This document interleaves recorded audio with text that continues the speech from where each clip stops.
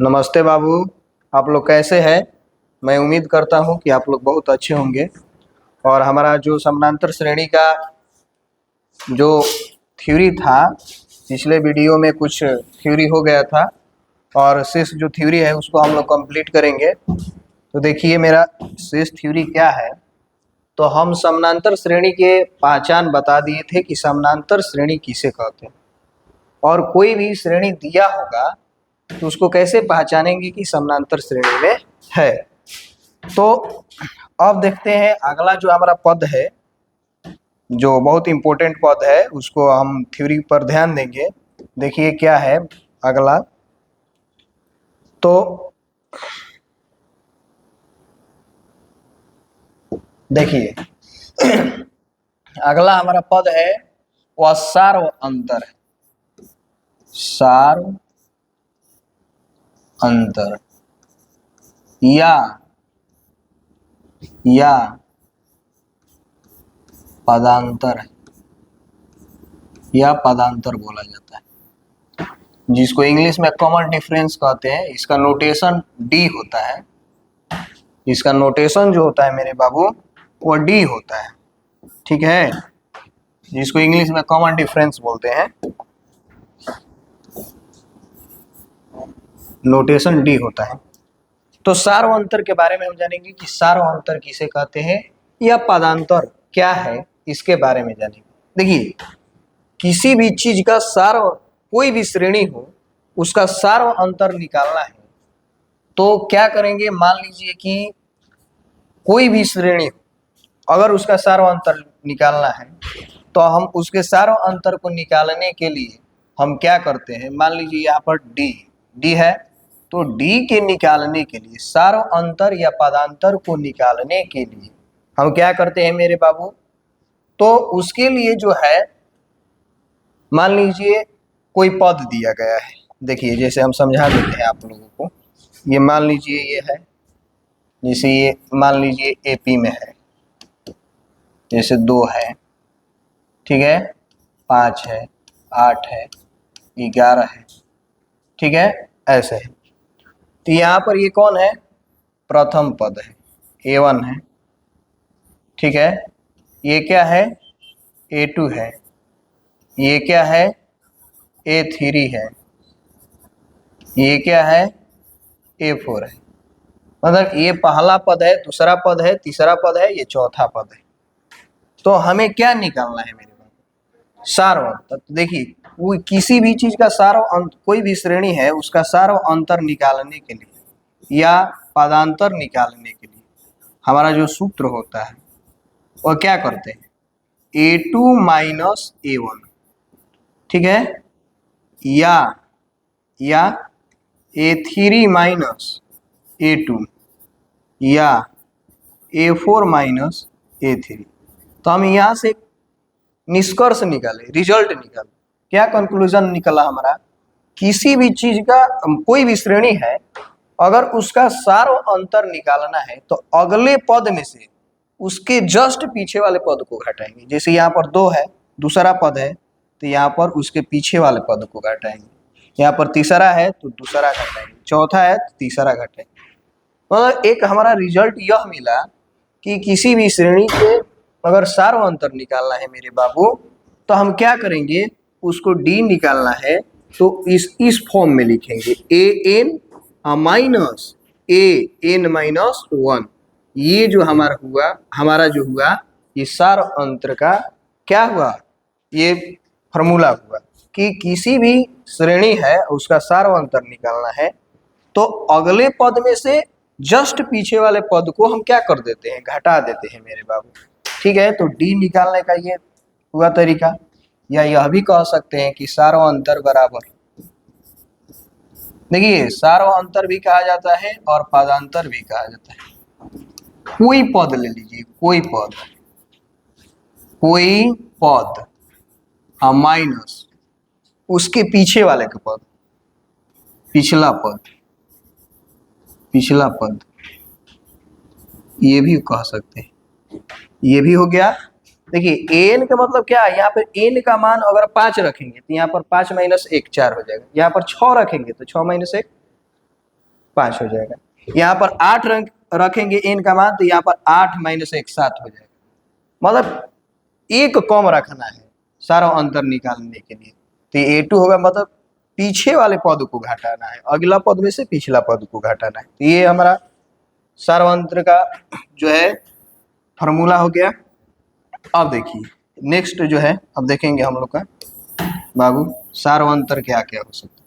देखिए यहाँ पर मान लीजिए ये एक समानांतर श्रेणी है और यहाँ पर कोई कह दे कि सार्वंतर निकालिए, तो डी निकालने के लिए अब देखिए कोई भी दो पद लीजिए, जैसे ये 5 और 8 लिए, तो अगला पद कौन है? 8 है। 8 में से क्या कर देंगे? 5 को घटा देंगे। मतलब क्या हुआ, यहाँ पर A1 हुआ, A2 हुआ और A3 हुआ और A4 हुआ मेरे बाबू। मतलब तीसरा पद में से दूसरा पद को घटा दिए तो मेरे बाबू क्या आ गया? 3। सार्वंतर आ गया। देखिए तो यहाँ पर सार्वंतर जो हमारा आया प्लस में आया। किस में आया मेरे बाबू? प्लस में आया। ठीक है, अब एक और AP लिख देते हैं आप लोगों को समझाने के लिए, ताकि आप लोग खूब अच्छे ढंग से समझिए। देखिए मेरे बाबू, अब यहाँ पर हम लिख दिए 28, ठीक है, 24, 20, 16, ठीक है बाबू, 12 डट डट मैंने ऐसे लिख दिए। ठीक है, तो ये जो है ये पहला पद है, ठीक है, ये दूसरा पद है A2, ये तीसरा पद है, ये चौथा पद है, ये पांचवा पद है। ठीक है मेरे भाई, तो इसमें डी निकालने के लिए बोला जाएगा कोई भी दो पद पकड़ लीजिए, कोई भी दो पद, जैसे हम ये पकड़ लिए, ये दोनों पकड़ लिए, ठीक है। तो डी निकालने के लिए कोई भी दो पद पकड़िए और अगले पद में से पिछले पद को घटाइए। जैसे हम 28 और 24 को पकड़ लिए, तो अगला पद 24 है और पिछला पद क्या है मेरे बाबू? 28 है। तो 24 में से क्या घटा दिए? 28 को घटा दिए। ठीक है, तो यहाँ पर डी का मान क्या आ गया मेरे बाबू? -4। क्या आ गया? -4। ये हो गया। अब देखिए, ठीक है, तो यहाँ पर डी क्या हो गया? निगेटिव हो गया। क्या हो गया भाई? निगेटिव हो गया।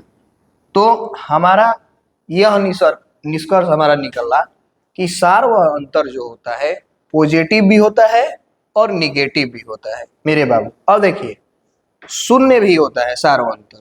कैसे होता है? मान लीजिए कि कोई श्रेणी है और एक है, फिर अगला पद एक है, एक है, एक है। देखिए ये भी श्रेणी है, ठीक है, तो इसमें से अगर अगला पद में से पिछला पद को घटाएंगे तो 0 मिलेगा। यहाँ पर भी क्या मिलेगा? 0 मिलेगा। यहाँ पर सार्वंतर का मान क्या हो गया? 0 हो गया। क्या हो गया? 0 हो गया। तो जब सार्वंतर ही 0 हो गया तो पूरा के पूरा पद जो होंगे वो A के बराबर ही होंगे। तो हमारा जो रिजल्ट निकला सार्वंतर के लिए, तो हमारा रिजल्ट क्या निकला बाबू? सार्वंतर जो होता है, आप लोग को पूरा मतलब क्या किए, एग्जाम्पल के माध्यम से आप लोगों को पूरा अच्छे से समझा चुके हैं। अब देखिए क्या कहेंगे। सार्वंतर जो होता है हमारा, जो मोस्ट इम्पोर्टेंट ये फैक्ट्स है मेरे बाबू एग्जाम के दृष्टि से, सार्वंतर क्या होता है? शून्य भी होता है। देखिए पहले तो धनात्मक भी होता है, दूसरा बात ऋणात्मक भी होता है, और तीसरा बात शून्य भी हो सकता है। अगर एग्जाम में शून्य भी, अगर एग्जाम में आप लोग से पूछ दिए कि सार्वंतर क्या हो सकता है, तो सार्वंतर धनात्मक भी हो सकता है, ऋणात्मक भी हो सकता है, शून्य भी हो सकता है, और ऑप्शन रहेगा इनमें से सभी, तो उस पर हम लोग टिक करेंगे। तो आप लोग ये बात अच्छे से समझ चुके होंगे। अब देखिए हमारा नेक्स्ट पॉइंट जो है सार्वंतर हो गया। अब देखिए नेक्स्ट पॉइंट क्या है मेरे बाबू। अब हम देखेंगे कि किसी भी नहीं, समानांतर श्रेणी के nवां पद क्या होता है। एक समानांतर श्रेणी है, मान लीजिए समानांतर श्रेणी है, ठीक है, तो समानांतर श्रेणी के एनवा पद क्या होता है, एनवा पद का सूत्र क्या होता है। देखिए ध्यान दीजिए, एनवा पद क्या होता है। तो समानांतर श्रेणी के एनवा पद का जो सूत्र होता है उसको या तो एन से सूचित करते हैं, ठीक है, एन से, या टीएन से भी सूचित किया जाता है, टीएन से भी मेरे बाबू सूचित किया जाता है, या एल से भी सूचित किया जाता है। किसी समानांतर श्रेणी का जो एनवा पद होता है यानी अंतिम पद एन या टीएन या एल से भी सूचित किया जाता है। अब देखिए एन कहा जाए कि एन बराबर क्या होगा, ठीक है, तो इसका सूत्र होता है a plus n minus 1 into d, ठीक है। तो यहां पर जहां जहां जहां एन क्या है, पदों की संख्या, एन क्या है मेरे बाबू, पदों की संख्या मेरे भाई, ए क्या है मेरे बाबू, प्रथम पद, ए क्या है, प्रथम पद, ठीक है। डी क्या है, सार्व अंतर या पदांतर भी बोल सकते हैं, सार्व अंतर या पदांतर, पदांतर भी इसे कहा जाता है, ध्यान में रखना ये बात, ठीक है। तो एन कहिए या टीएन कहिए, कहीं कहीं टीएन भी लिख देता है, कहीं कहीं एल भी लिख देता है। तो मेरे बाबू एन बराबर क्या होता है, किसी समानांतर श्रेणी के एनवा पद जो होता है उसे एन या टीएन या एल द्वारा सूचित किया जाता है। तो एन बराबर क्या होता है मेरे बाबू, a plus n minus 1 into d. N क्या है, पदों की संख्या, एन ए क्या है, प्रथम पद, और डी क्या है, सार्वंतर। तो समानांतर श्रेणी में अगर कोई जितने भी पद दिए होंगे उसमें से जो पहला पद होगा वही ए का मान होगा। और सार्वंतर निकालने के लिए आप लोगों का जो बताए हैं तरीका वो देख लेना है सार्वंतर निकालने के लिए। और एन जो है पदों की संख्या पूछेगा कि 10वां पद कितना होगा, 15वां पद कितना होगा, ऐसे पूछेगा एन। तो यहाँ पर अब ये भी मिटा देते हैं। अब आगे देखते हैं मेरे बाबू। अब देखिए, अब जो है मान लीजिए ये तो हमारा सूत्र हो गया किसी समानांतर श्रेणी के एनवा पद निकालने का, ये सूत्र हो गया। अब मान लीजिए दिया है, क्या दिया है, एपी दिया है ऐसे, ठीक है। मान लीजिए यहाँ पर 3 दे दिया, यहाँ पर 8 दे दिया, यहाँ पर 11 दे दिया, यहाँ पर 16 दे दिया, ठीक है। 8, देखिए थोड़ा गड़बड़ हो गया है मेरे बाबू, थोड़ा मिस्टेक हो गया है। देखिए यहाँ पर 3 है, यहाँ पर 8 है, यहाँ पर क्या हो गया 13 है, यहाँ पर 18 है, ठीक है, यहाँ पर 23 है, ऐसे दे दिया, ठीक है। डट डट डट इतना दिया है। अब हम लोग को क्या पूछ रहा है कि मान लीजिए यहाँ पर पूछेगा कि कोई एक समानांतर श्रेणी है जिसके मान ऐसे दिए गए हैं, उसका क्या ज्ञात कीजिए, तो उसका 20वां पद ज्ञात कीजिए। कौन सा पद ज्ञात कीजिए, 20वां पद। तो देखिए 20वां पद निकालना है। यहाँ पर एन का मान क्या दिया है, एन जो है एन बराबर क्या है 20 है, ठीक है। एन बराबर क्या दिया है मेरे बाबू 20 है।